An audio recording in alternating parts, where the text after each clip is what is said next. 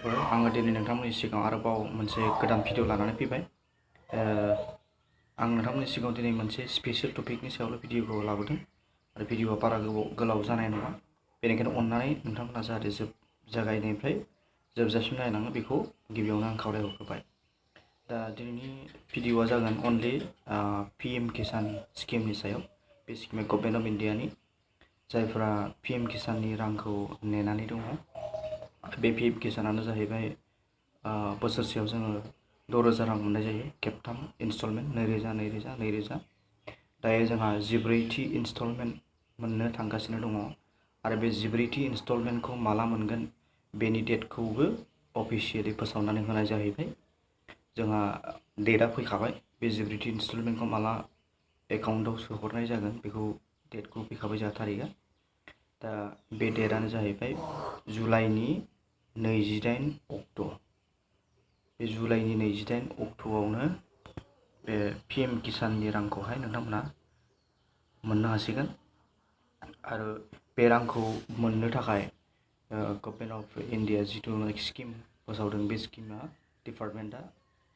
डिपार्टमेन्टेलि माखासे खामानिखौ मावनो होखादोंमोन आरो बे खामानिया सोलिबाय थादोंमोन। बे खामानिया जोबथ'बाय। दा बेवहाय बे खामानिया जाहैबाय मा, नोंथांमोननि जिथुनाखि बेंक एकाउन्ट बेयो आधार कार्डजों लिंक थाथारनांगोन।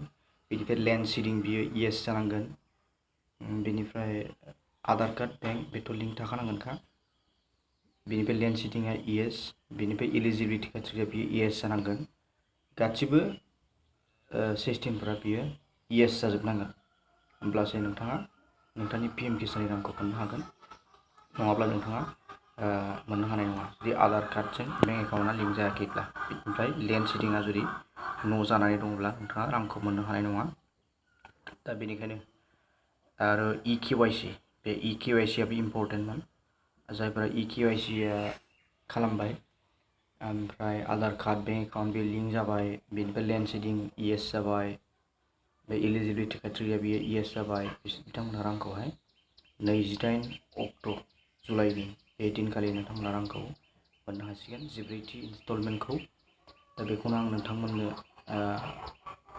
बे भिडिअनि गेजेरजों शेयार खालामहरबाय। नोंथांमोना अननानै आंनि चेनेलाव गोदानब्ला प्लिज साबस्क्राइब खालाम आरो नोंथाङा नोंथांनि लोगोनो शेयार खालाम आरो बे भिडिअनि गेजेरजों नोंथाङा सोरनोबा बेनिफिसियारिनो हेल्प खालाम, खोन्था बे रांखौहाय 28 अक्ट'आव मोनसिगोन होननानै। बेखौनो आंनिफ्राय गोसो गोरबोनिफ्राय खावलायहरबाय। दिनैनि भिडिअआ बेखिनियानोमोन। आं आरोबाव भिडिअखौ गुसुं होननानै आं सिगाङावनो फोरमायखादों। भिडिअखौ आं बेखिनियावनो फोजोबबाय। गोजोन्थों।